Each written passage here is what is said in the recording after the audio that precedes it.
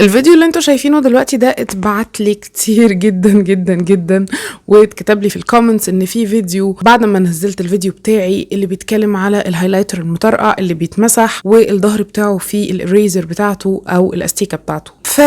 طبعا كان لازم اجرب حاجه زي كده واشوف اذا كان الموضوع ده فعلا بينجح. فيا مساءكم فل، وتعالوا معايا نشوف اذا كان الموضوع ده هينجح ولا لا. زي ما انتم شايفين جبت الليمونه قطعتها نصين وبعدين عصرتها في الكوبايه.